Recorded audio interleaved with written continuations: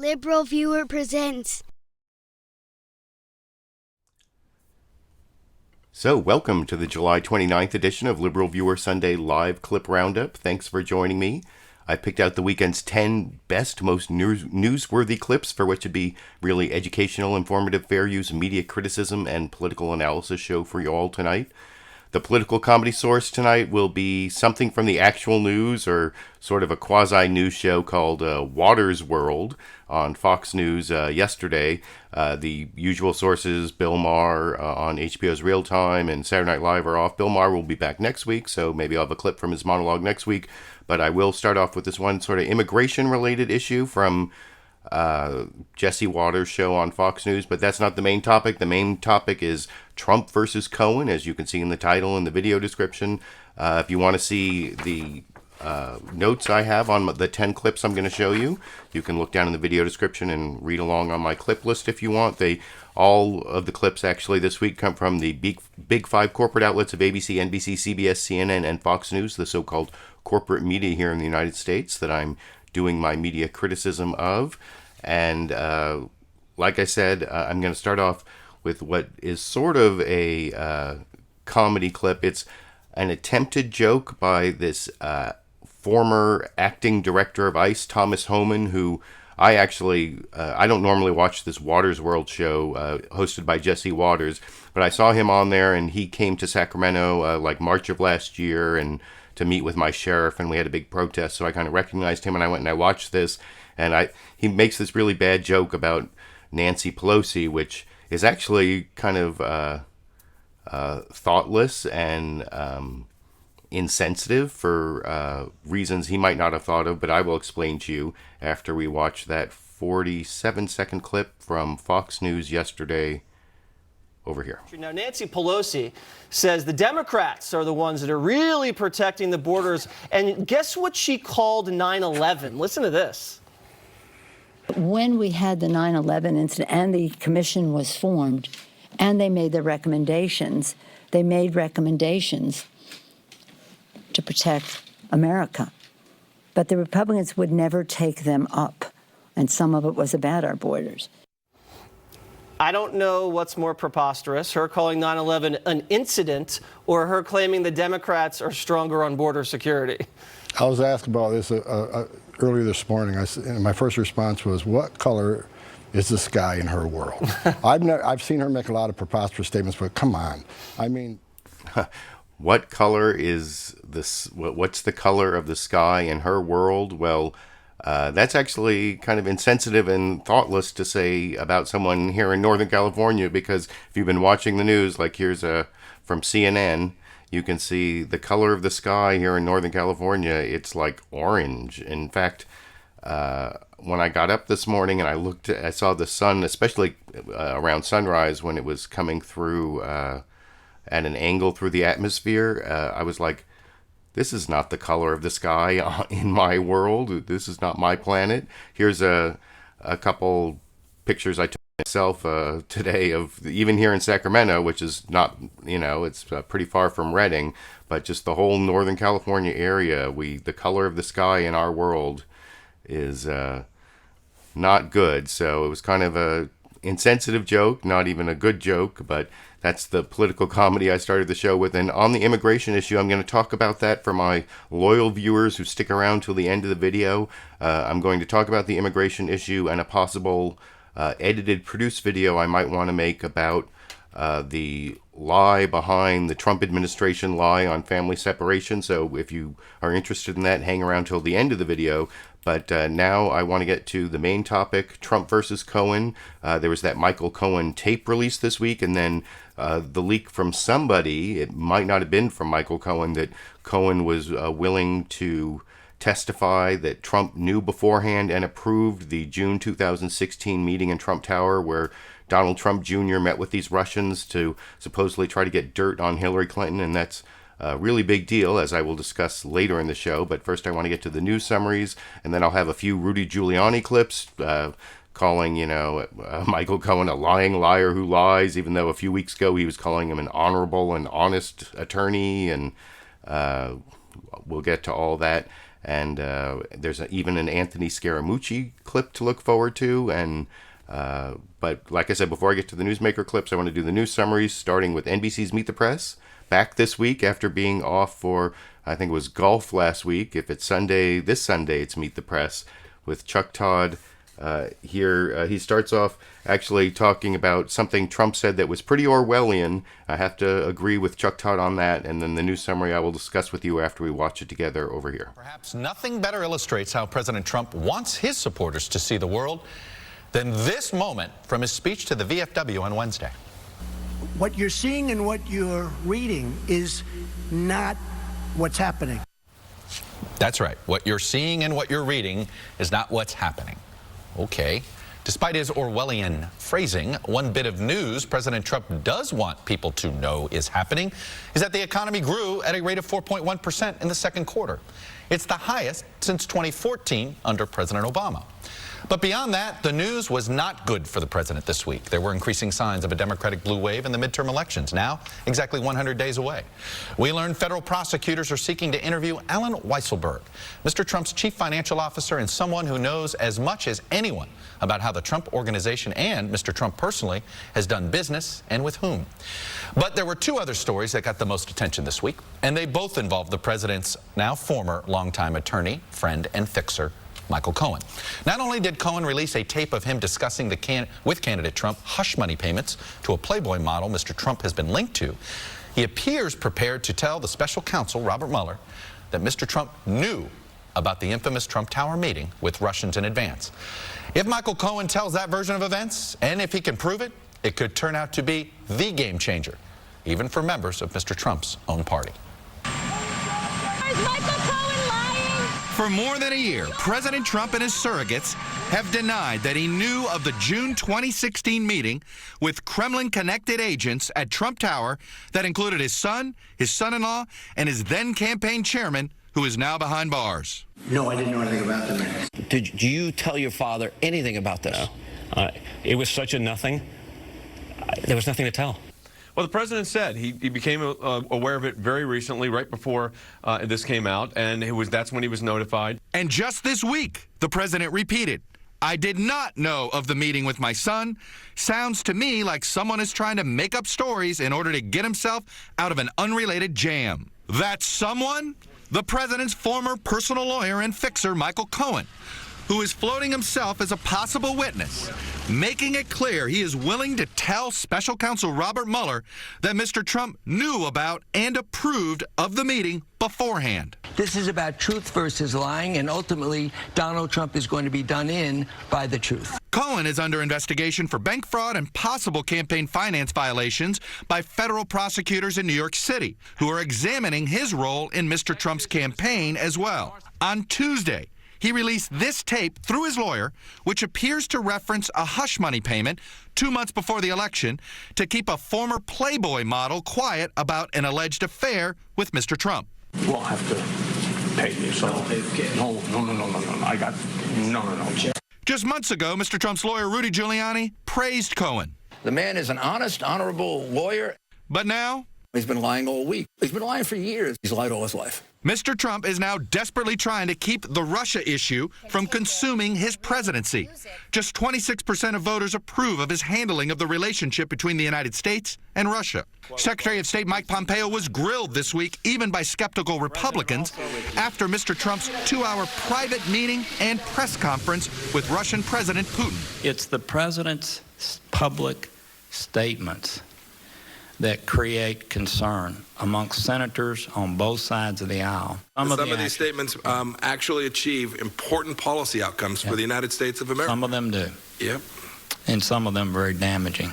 And now Mr. Trump is ducking questions from the press more frequently, refusing to answer questions 10 times since the release of the Michael Cohen recording on Tuesday night. Mr. President, will you go to Moscow? Will you go to Moscow? Well, let's get some more insight into this relationship. And I'll have that news clip in just a couple minutes, but I want to show a couple other news summaries. Like I said, I thought the Meet the Press news summary was the best one, as usual. That's why I am so upset when it's Sunday and there's no Meet the Press. Well, I don't know if upset's the right word, but I would say more annoyed, but I do want to compare it to a couple other news summaries from ABC and CNN, which that's sort of like in decreasing order of length. That was like a 4-minute clip. The next one's 2 minute, and then the one after that is 1 minute. This is the 2-minute ABC clip, which focuses mostly on the Rudy Giuliani flip, on being Michael Cohen being an honorable, honest lawyer, and then all of a sudden being a lying liar who lies.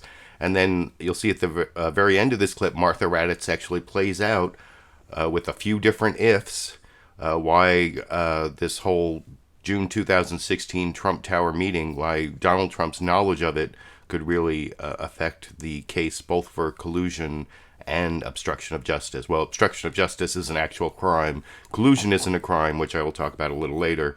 But first, let's watch this ABC This Week with George Stephanopoulos clip with co-host Martha Raddatz starting off the show this morning with this news summary. Good morning, and thanks for joining us this Sunday. This week, we saw just how Michael Cohen's knowledge of the president's past could determine Trump's future, and how Team Trump is planning to fight back. ABC News learning of new efforts to pressure Cohen, including accusations that he has violated attorney-client privilege. Trump attorney Rudy Giuliani is also attempting to discredit a recording of Trump discussing payments to a former Playboy model, telling ABC News his team has hired multiple experts to review the tapes. Just a few months ago, Giuliani publicly praised Cohen on this program.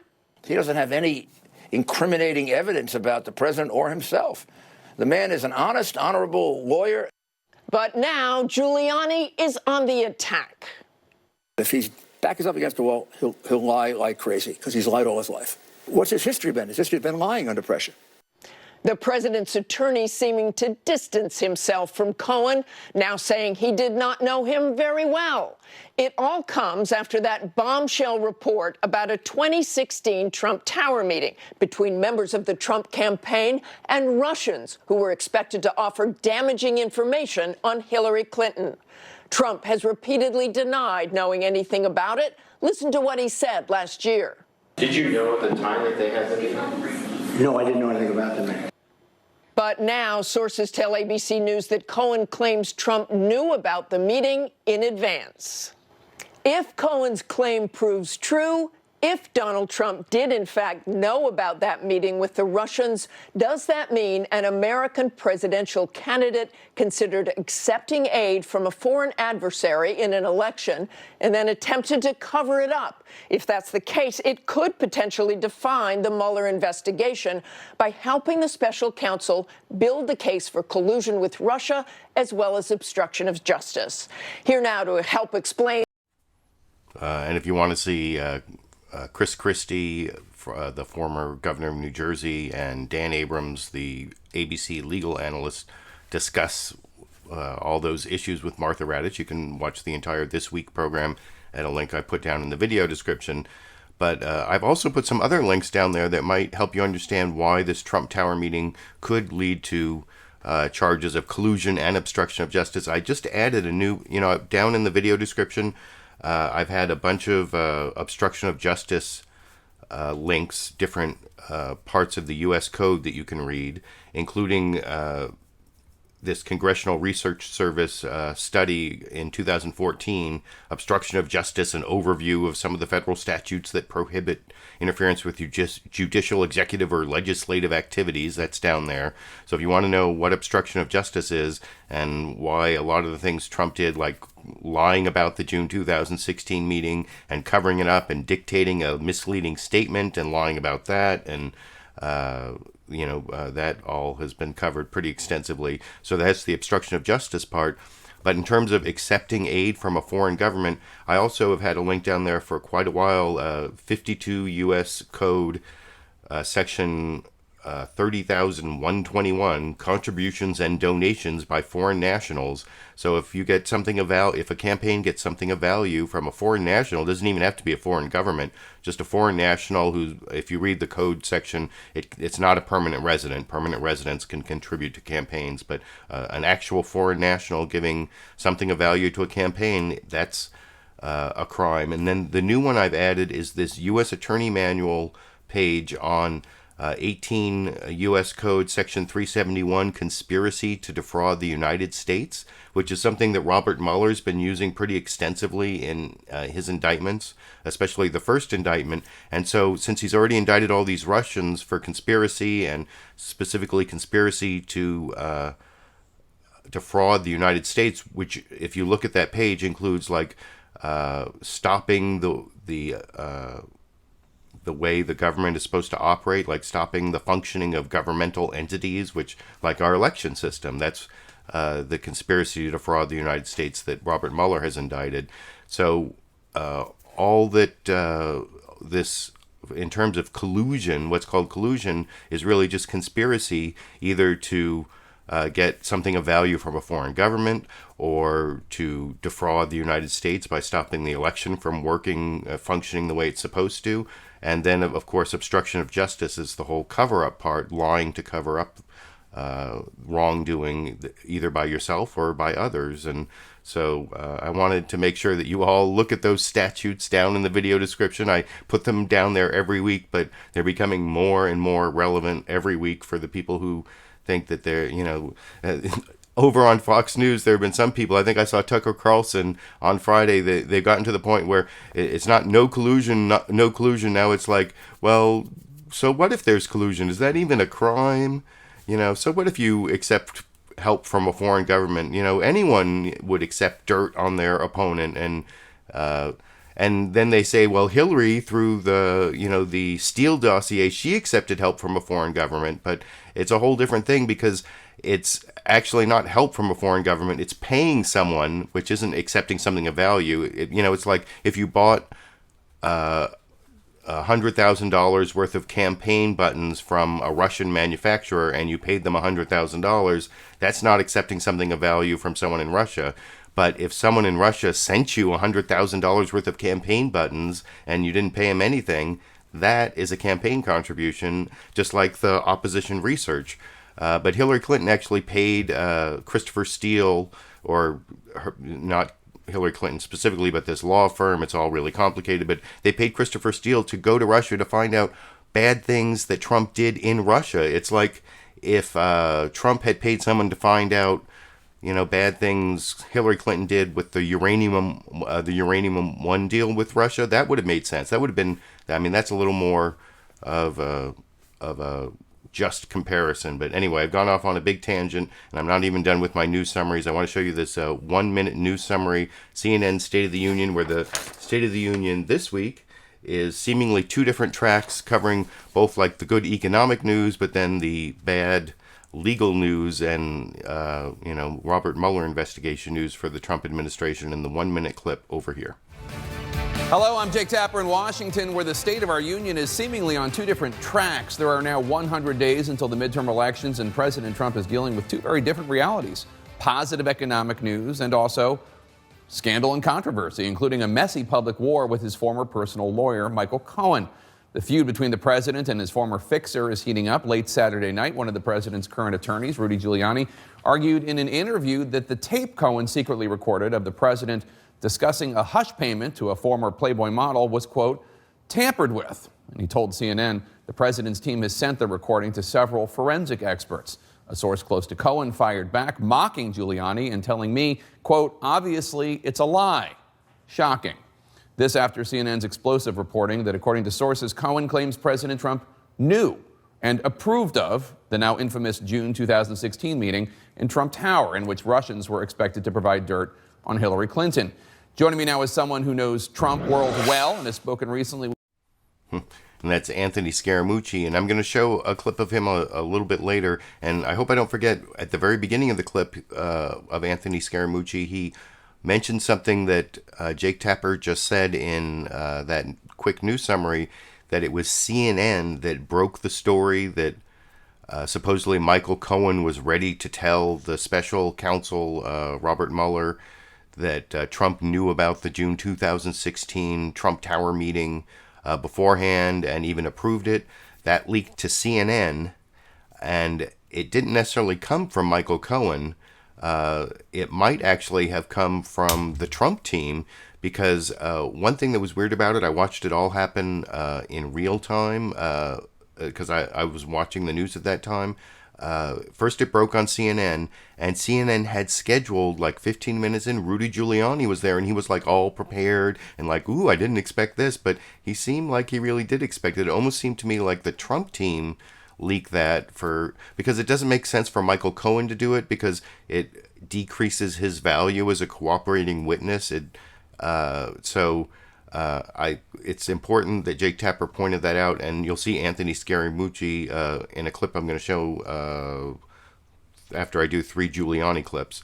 That'll be the first thing Scaramucci says in his answer, that he doesn't know who leaked it, and that's an important point that I just wanted to make sure I didn't forget to tell you all about. So those were the 3 news summaries.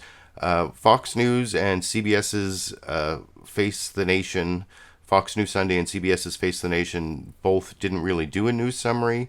The closest to a news summary on this topic that Fox News did was right before they started interviewing Rudy Giuliani, and you'll see right after this brief summary of what Michael Cohen said this week, Rudy Giuliani asks the question that would be on a lot of people's minds, why, from those news summaries you just saw, why did he say just a few weeks ago or 2 months ago or whenever it was that Michael Cohen was like an honorable, honest lawyer, and now all of a sudden he's you'll see a pathological lawyer, according to Chris Wallace, and a little mistake he made in his follow-up questioning, which I will discuss with you after we watch that clip together here. The confrontation between President Trump and his former fixer, Michael Cohen, continues to build. Cohen leaked a conversation with Mr. Trump he secretly taped about hush money for a Playboy model. Trump's legal team had experts review the tape for tampering. And Cohen said he'll talk to special counsel Robert Mueller about the president's denial he knew anything about that infamous 2016 Trump Tower meeting. Joining me now, the president's lead lawyer, Rudy Giuliani. Mayor, welcome back to Fox News Sunday. Thank you, Chris. Good to be with you. I want to start with Michael Cohen, Mr. Trump's former lawyer, his former fixer. Here's what you said about Cohen a couple of months ago and the possibility that he might talk to special counsel Robert Mueller. I expect that he is going to cooperate with him. I don't think they'll be happy with it because he doesn't have any incriminating evidence about the president or himself. The man is an honest, honorable lawyer. Honest, honorable lawyer, but now you say Cohen is, quote, your words, a pathological liar, right. Pathological lawyer, a Freudian slip, a pathological liar who's been lying for years. So what happened? Well, here's what happened. I mean, I found out, as everyone else did, that he was surreptitiously recording his clients, which is a disbarable offense. Obviously, I knew that. I would never have said he was a reputable lawyer. I just said he was a scoundrel.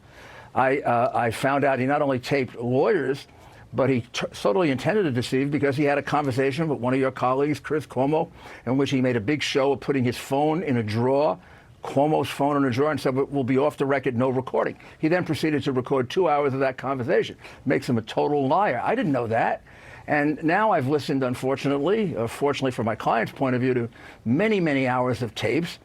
And the man is a pathological manipulator, liar.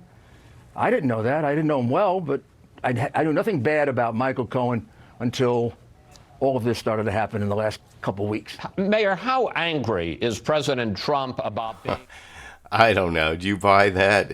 I think it's just spin. It's just his job to say nice things about Michael Cohen a few weeks ago when they didn't know if he was going to flip. And now that it looks like he's going to flip, now they have to trash him as, a lying liar who lies, which is basically what you saw in the news summaries and already in that first clip.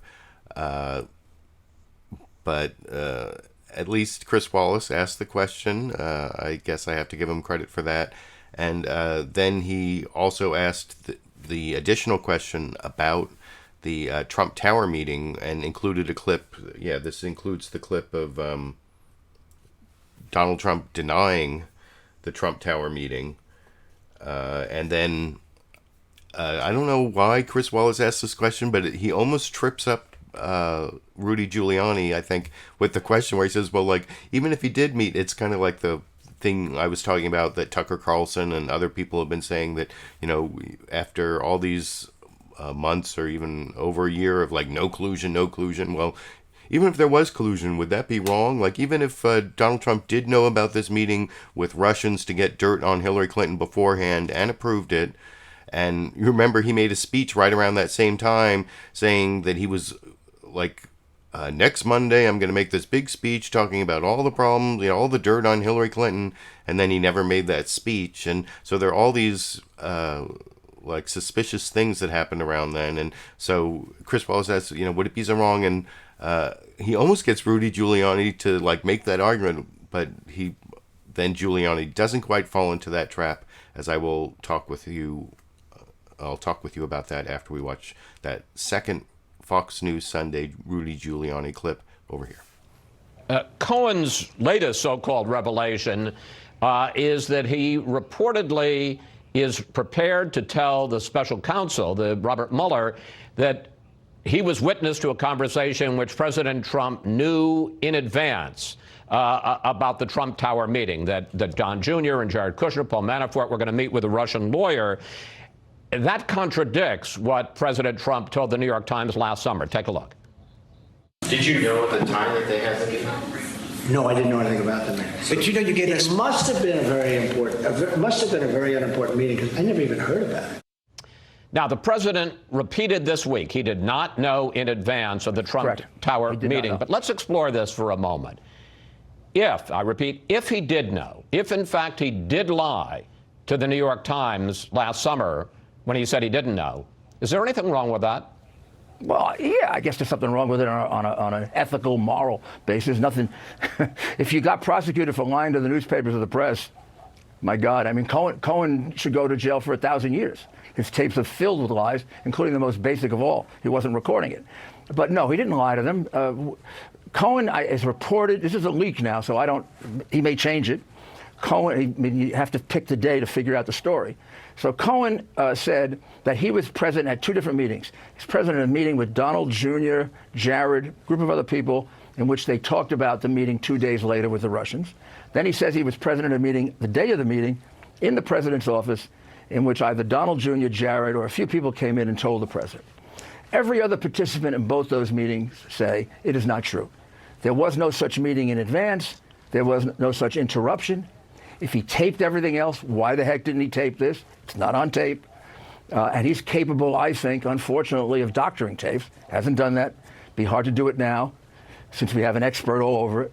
So it's just flat out untrue. And are you surprised he's lying? I mean, I would have been surprised back then, but now that I know all this about him, it seems to me his default position is to lie. He's a bad liar because he lies in contradiction to tapes, and he lies in contradiction to what I just said is probably supported by anywhere from 2 to 5 witnesses.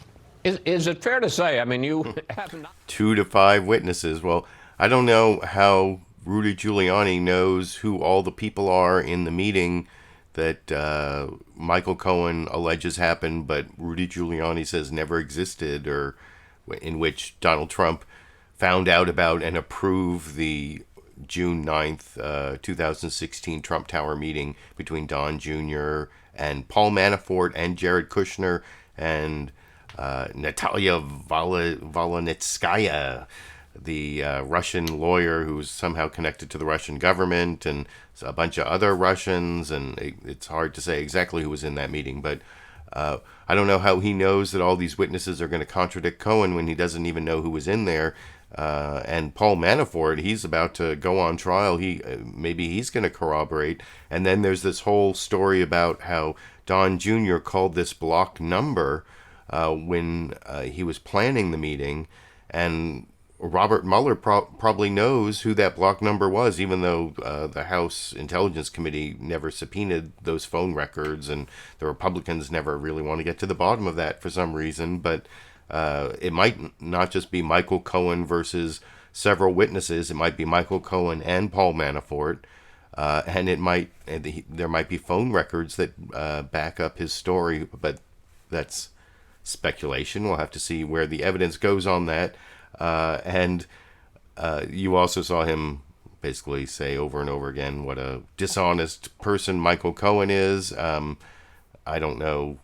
I mean, it's just spin, like I said before. And then the final Rudy Giuliani clip I want to show is from CBS's Face the Nation, where Rudy Giuliani said a lot of the same things he said on Fox News Sunday, but he said something different in response to a question from Margaret Brennan as to exactly what is the content of the evidence that the FBI seized from Michael Cohen.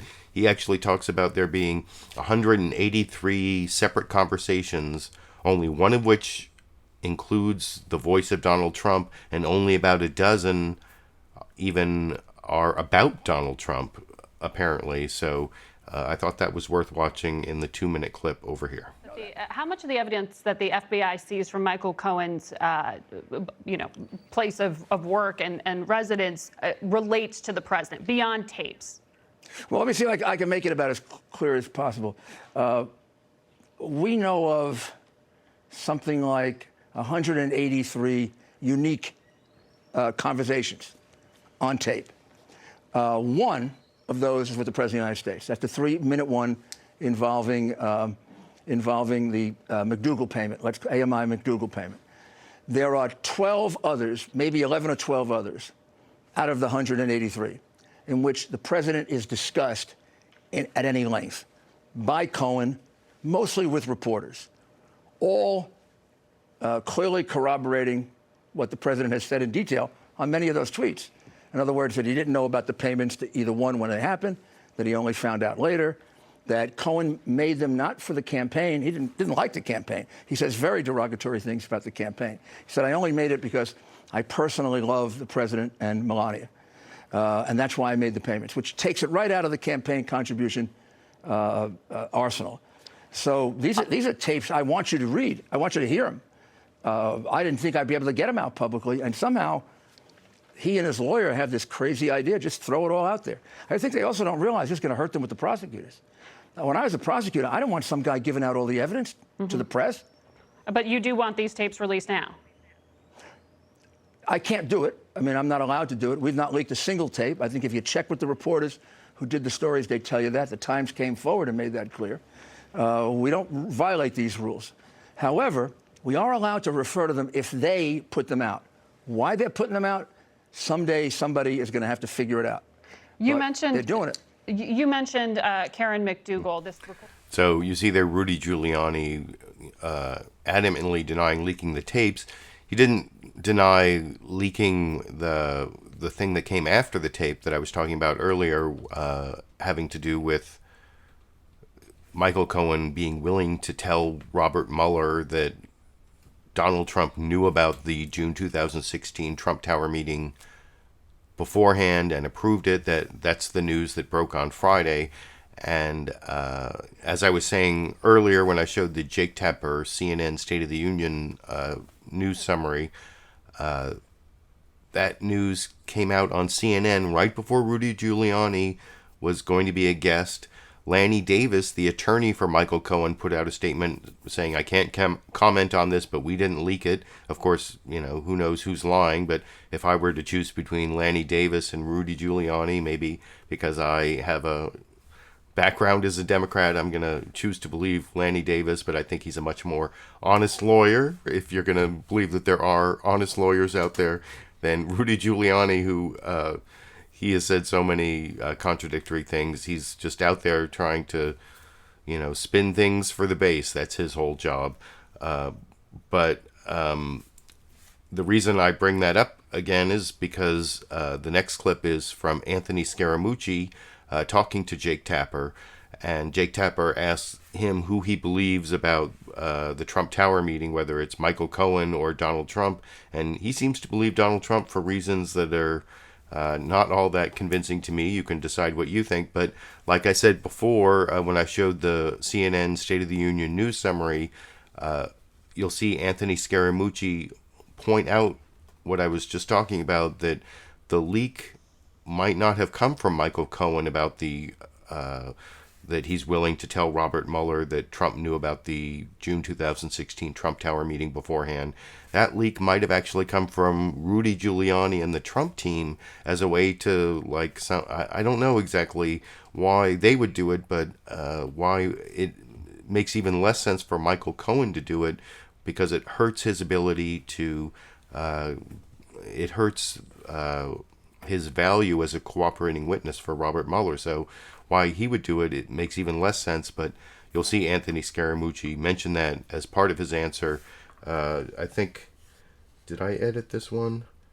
No, I don't think this is edited, but he seems to think that Donald Trump Jr. is believable, but I'll discuss that with you after we watch that 3-minute clip together over here. Who knows both of them? You have Michael Cohen, according to sources, claiming that President Trump knew ahead of time about that Trump Tower meeting with Russians. You have President Trump denying it repeatedly, publicly. Who do you believe? It's a good question. I mean, listen, it's not clear to me Michael leaked that, and so I'm gonna stay on the side of the president here. I'm going to take the president at his word that he didn't know.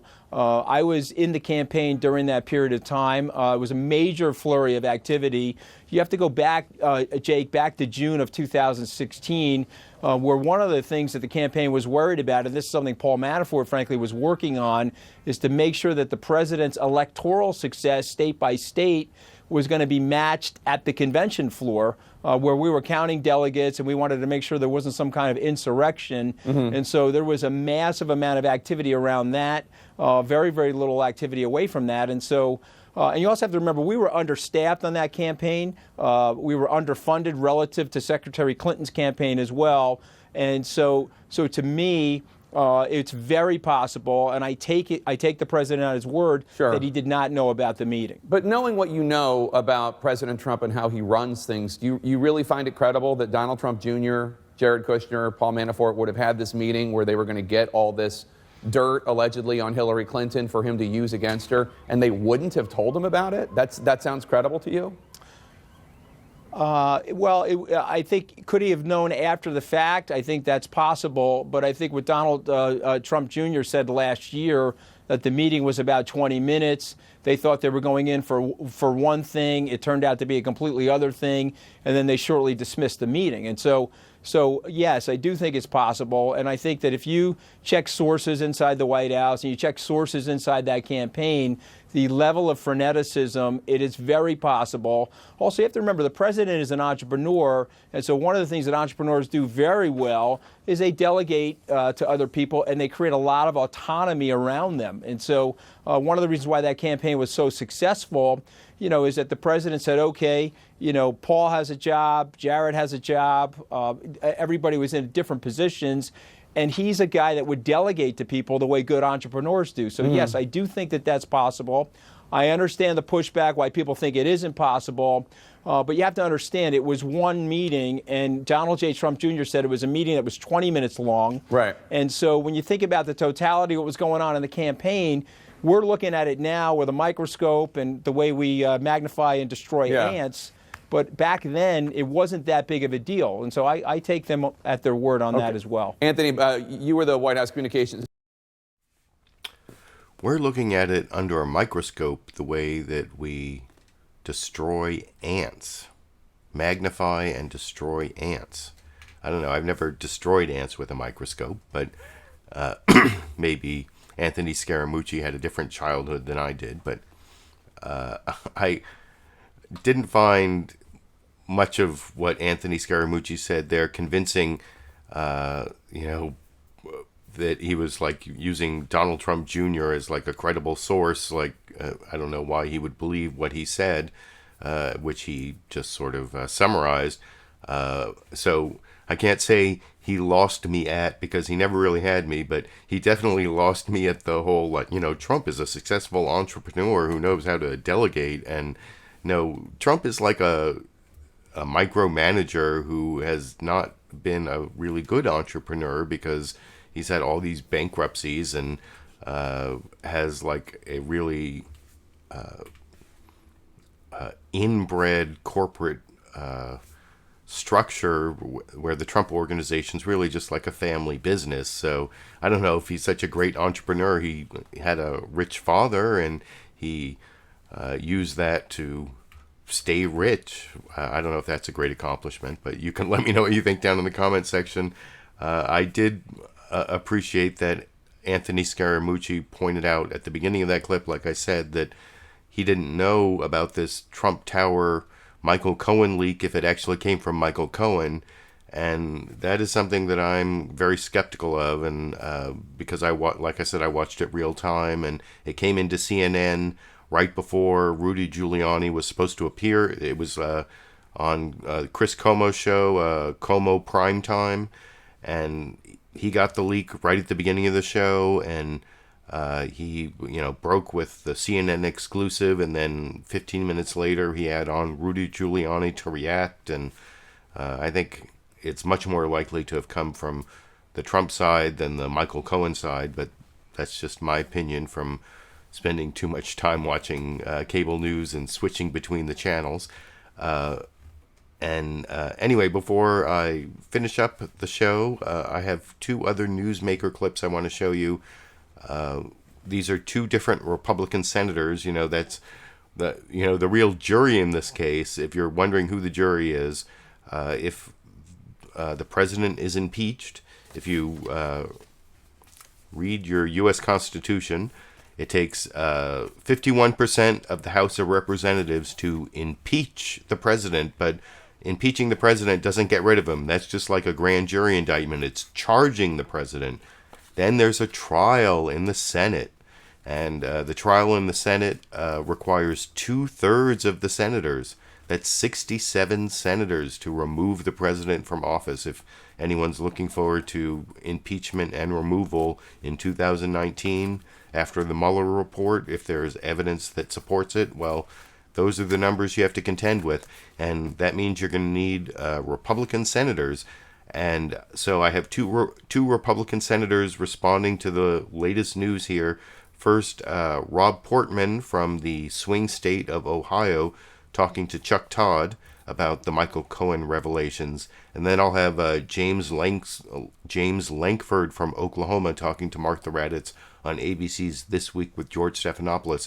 Now, you'll see both of them don't really want to talk about this and say, well, we'll leave it up to Mueller. But for the first clip, after Rob Portman from Ohio says that, I have a clip from one of the panel discussions where Chuck Todd talks about it and says, Rob Portman really didn't want to talk about that. And it shows that the Republicans don't want to defend Trump anymore. And I don't know if that's really true, but I wanted to mention that because this is a 2-minute clip that starts with Rob Portman's answer, and then there's like this Chuck Todd panel introduction that is just pretty short, and I'm not going to show the whole panel discussion, which I will discuss with you after we watch that clip together over here. Let me start with the Michael Cohen situation, because he is now contradicting something that Donald Trump Jr. said under oath to Congress, and whether it was under oath or not, lying to Congress is a crime. Donald Trump Jr. told the Judiciary Committee that he did not tell his father about anything of the Trump Tower meeting before or after. Michael Cohen apparently is contradicting him. Should Michael Cohen be called before the Judiciary Committee and clear this up sooner rather than later?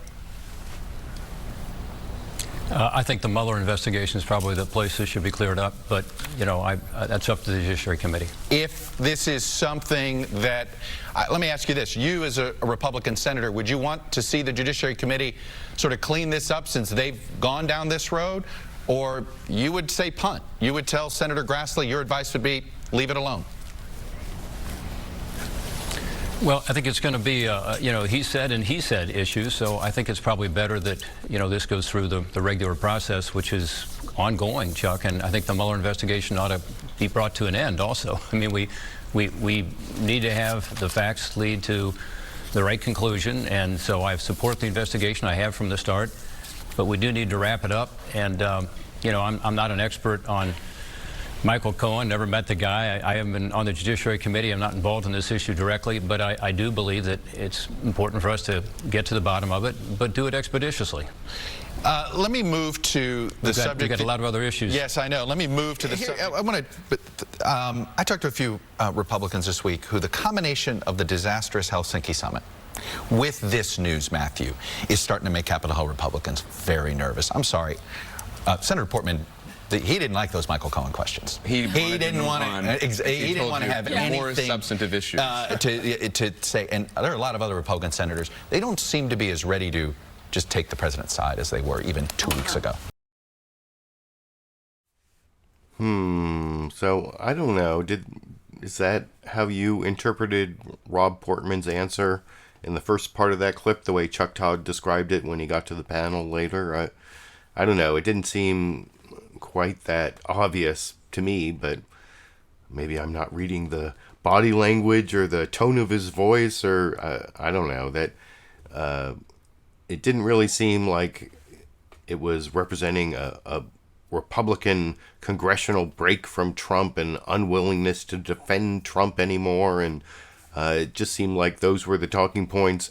It's almost like what you see Sarah Huckabee Sanders say at the press conferences all the time, like, well, that's, we put that to the Trump's outside lawyers, his private counsel, to talk to Rudy Giuliani. It's putting off to Robert Mueller that, I have confidence in Robert Mueller and we're not going to talk about that. I don't want to talk about that. I don't want to think about that. That's just Robert Mueller, and it's just a way to deflect the question. And as my evidence for that position, in opposition to what Chuck Todd just said there, though I haven't talked to any congressional Republicans, and he said in that clip that he talked to several congressional Republicans, and so he obviously knows more than I do about what congressional Republicans are thinking, and I hope he's right that there are Republicans willing to break with Trump, because like I said, you need Republicans if you're going to impeach and remove the president next year for all the high crimes and misdemeanors that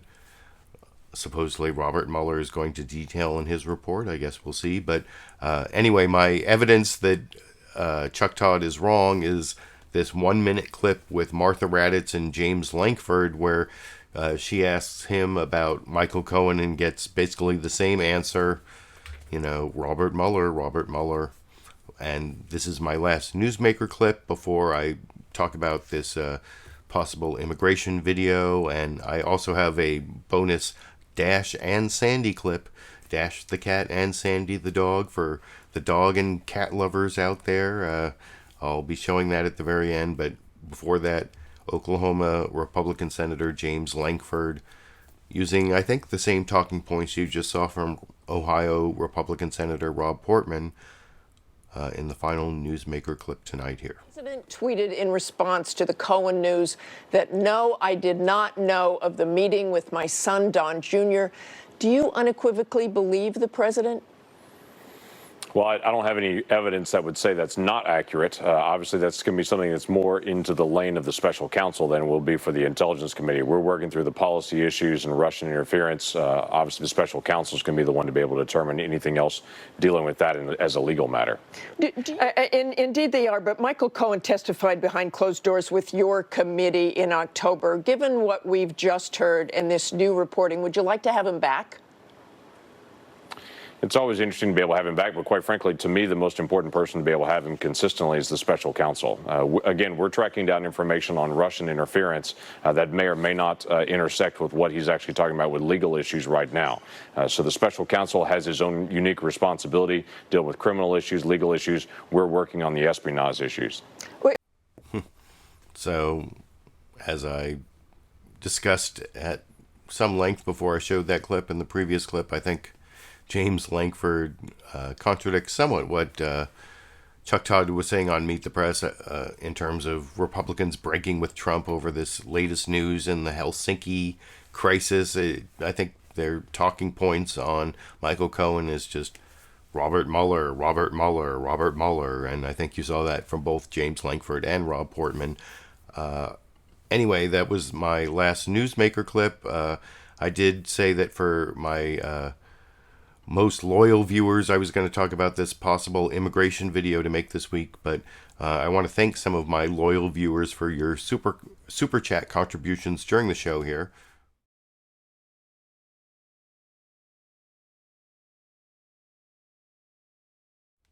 I appreciate those 4 super chat contributions. Believe it or not, I think super chat contributions are doing better than actual advertising revenue, the way YouTube monetizes my videos these days. And actually, this immigration video I was talking about possibly making, one of my worries about it is it's a controversial topic and it might not get immediately monetized, and so it might not be worth making for that reason. But I actually saw this study last week.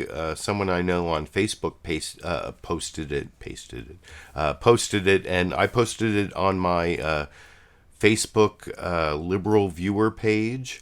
I don't know if you follow the Facebook LiberalViewer page, but I have a link to this post down in the video description. And I've been thinking of making this video titled Trump lie, Trump family separation lie hides another lie, or something like that. Because if you remember back around, I think it was like Father's Day, I think June 17th, I went back and got some clips in preparation for making this video where for a while the Trump administration was claiming that there was no policy that created this family separation. It was, they blamed the Democrats. I should have the camera going. They blame Trump blamed the Democrats and said, it's loopholes in the laws passed by Democrats that are creating this family separation.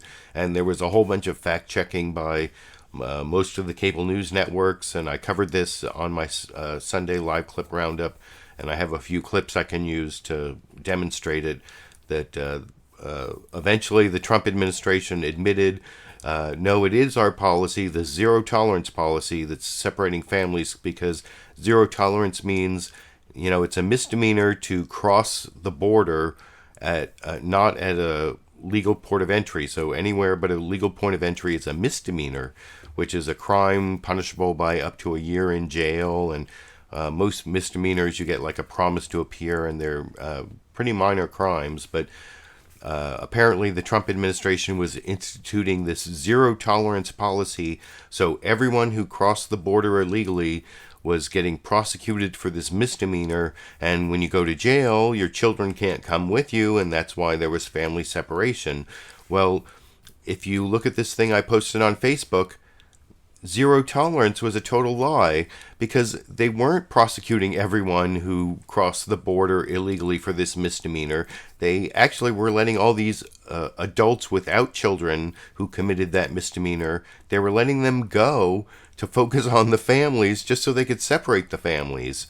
And so it was like a lie behind the lie, and I haven't really seen it covered on the mainstream media. And I was thinking, if I made this video, maybe I could like tweet it to various, like Chris Hayes on All In with Chris Hayes and various other like media people who have been really covering this ongoing family separation immigration crisis. The deadline to reunite children with their parents was last Thursday, and the Trump administration met the deadline except for all the ineligible children, which is like, what is it, 1,000 children? I think it was like they put together like 1,400 or 1,500 of the 2,500. I think it was like 900 or 1,000 kids who were still ineligible to be reunited with their parents. And the reason it's so insidious is because I think it's this whole like Trump administration plot to get the mainstream media to say zero tolerance, which is good for Trump's base, and they think it's like a win for them, even if they lose on the family separation with the people on the left who already hate Trump. So anyway, let me know down in the comment section if you think I should make that video, if, now that I've explained it, but I could take some clips from the corporate media outlets from Father's Day. I think I have a good clip from State of the Union and a good clip from This Week with George Stephanopoulos showing how the mainstream media debunked the "it's not Trump's policy to separate families" lie, but they replaced it with this zero tolerance policy, which is also a lie. So I think it's worth making, but let me know what you think down in the comment section. And then finally, for those of you who are like the serious LiberalViewer fans and want to see the Sandy and Dash clip at the end, well, Sandy just is lying down right there, just looked over when I said Sandy and Dash. Well, here's Dash about to come down for the show, and then Sandy lying down for the show. Actually, Dash never made it in for the show, but here it is, 30 seconds of Dash, then Sandy.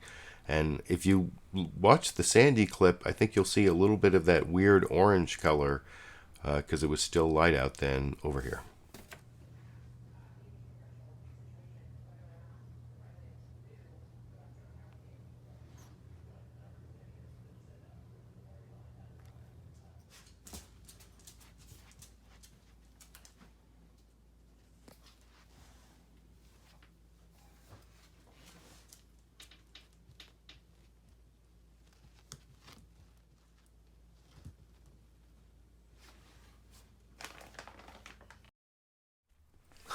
So there you go. Thanks for joining me. I appreciate all the live viewers. I've been reading your comments along the way. I hope you enjoyed all the clips I picked out for you. I spent most of the day watching all those shows and picking out the clips and getting them all prepared for you. If you appreciate it, give me a supportive comment. Give me a thumbs up. You can become one of my patrons on Patreon down at a link in the video description. You can give me a direct PayPal contribution, any of those things, or just keep watching. I'll be back next Sunday and every Sunday for the foreseeable future. And until then, or until I make that immigration video, if you think I should, let me know. I guess I will be seeing all of you around the internet.